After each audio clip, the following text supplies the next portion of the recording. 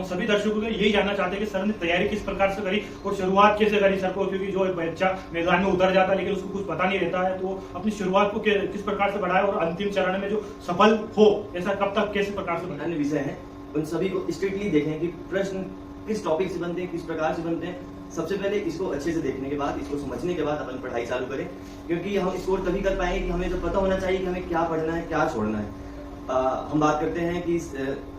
कितने घंटे पढ़ने चाहिए हमें, तो हमें मिनिमम 8 से 10 घंटे पढ़ने चाहिए। वर्तमान परिप्रेक्ष्य में इतना कंपटीशन हो चुका है, भर्तियां सीमित रहती हैं, जो वैकेंसी आती है लिमिटेड रहती हैं, पर इतने ज्यादा अभ्यर्थी जो पढ़ाई करने वाले बच्चे हैं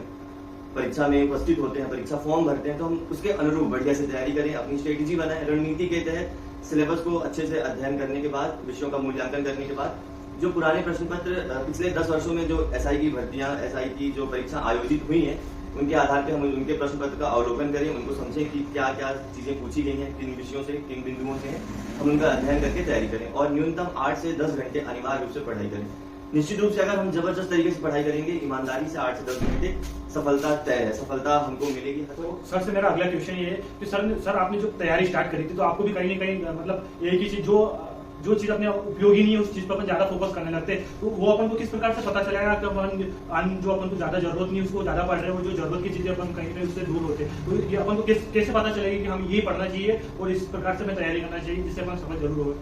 देखिए, ये प्रश्न बहुत ही सही है ईश्वर सिंह सिसोदिया का। मैं आपको बताना चाहूंगा कि सफल होने के लिए हमें पूरी चीजें पढ़नी है, जो एग्जाम में अभी तक आई हैं वो भी पढ़नी है, जो एग्जाम में नहीं आई है वो भी पढ़नी है। लेकिन अगर हम बात करें कि थोड़ा एक शार्प रास्ता अपनाएं अपन सफलता के लिए, तो देखिए अपन सबसे पहले अवलोकन करें पुराने प्रश्न पत्रों का। उसमें अपन देखें कि जैसे मेरा एक अनुभव रहा, मैं आपको इतिहास के संदर्भ में बताऊंगा, तो सबसे कम जो पूछता है वो है पुरातन इतिहास, फिर उसके बाद मध्यकालीन, और जो सर्वाधिक पूछता है मतलब ज्यादा अंकों का वेटेज रखता है वो आधुनिक इतिहास। तो आपको उन चीजों में फोकस ज्यादा करना है, जैसे आधुनिक इतिहास में आपको फोकस ज्यादा करना है, बाकी पढ़ना पूरा है। और जैसे और भी चीजों के लिए, विषयों के लिए किनको पढ़ें किनको छोड़ें, इसके लिए तो आप पुराने प्रश्नों, जितने ज्यादा बीते वर्षों के प्रश्नों का अवलोकन कर सकते हैं, आप उनका अवलोकन करिए, आपको खुद समझ में आ जाएगा किन चीजों को पढ़ना है किनको नहीं। सर से मेरा एक और महत्वपूर्ण क्वेश्चन है, अगर जो बच्चा अपने आप में सीरियस है और दिल लगाकर मेहनत कर रहा है और अपनी 100% योगदान दे रहा है, तो वो लड़का कितने समय में अपने आप को एग्जाम निकालने के लायक बन जाएगा अगर वो अपने एग्जाम के प्रति 100% डेडिकेशन लगातार अपना 100% देते हैं, 100% देते हैं, अपन पढ़ाई करते हैं, लेकिन कई बार असफलताएं मिलती हैं। हमें उनसे भागना नहीं है, घबराना नहीं है, हमें और ज्यादा मेहनत करना है, हमें अगले वर्ष के लिए खुद को और मजबूती के साथ तैयार करना है। अगर हमने ध्येय बनाया है तो हमको धैर्य भी रखना बहुत जरूरी है। हम धैर्यवान रहकर अगर पढ़ाई करेंगे, भाग्य अच्छा रहा, हमारी मेहनत अच्छी रही, प्रथम वर्ष सफल हो जाएंगे, नहीं रहा तो थोड़ा समय और लग जाएगा, लेकिन सफलता निश्चित रूप से मिलेगी। धैर्य नहीं खोना है, विचलित नहीं होना है। कभी ऐसा होता है कि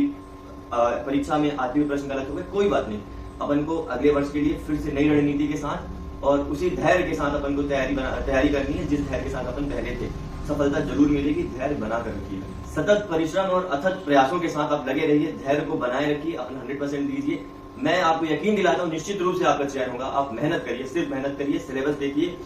अपना सारे विषयों का मूल्यांकन करिए और पुराने विगत प्रश्न पत्रों, जो विगत परीक्षाएं हुई होती है की, उनके प्रश्न पत्रों को देखिए, उनका आकलन करिए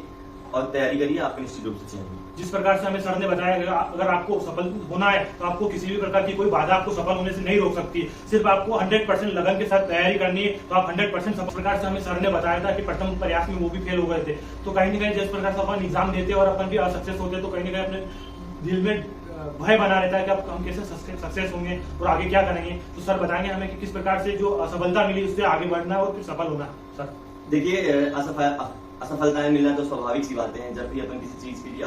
वस्तु की प्राप्ति के लिए मेहनत करते हैं और असफल हो जाते हैं तो निराशा आना भी स्वाभाविक से है, लेकिन उसमें अपन को फंसे नहीं रह जाना है। एक दिन 2 दिन अपन ने थोड़ा चिंतन किया, दुखी हुए, फिर अपन उससे बाहर निकले, अपन ने सोचा नहीं, अब अपन को प्लानिंग करनी है कि अपन ने जो हम असफल हुए उसमें क्या भूल हुई है, क्या चूक हुई है, हम उन भूलों को दुरुस्त करें, उन कमियों को, जो हमारी कमजोरी रही है उनको पकड़े और उनकी फिर से प्लानिंग करें, नई स्ट्रेटेजी के साथ, नई रणनीति के साथ तैयारी करें, उसी धैर्य के साथ, उसी लगन, उसी मेहनत के साथ, फिर अगली बार निश्चित रूप से सफलता आपके कदम चूमेगी। सर से मेरे को एक और सबसे महत्वपूर्ण क्वेश्चन है कि अपन सोचते हैं कि जैसे सब इंस्पेक्टर बनेंगे अपनी लाइफ में सब कुछ परिवर्तन हो जाएगा, उसी प्रकार से मैं सर से पूछना चाहता हूँ, जैसे आप सब इंस्पेक्टर बने तो आपकी लाइफ में क्या परिवर्तन आए, ये मेरे दर्शकों को आप बताइए।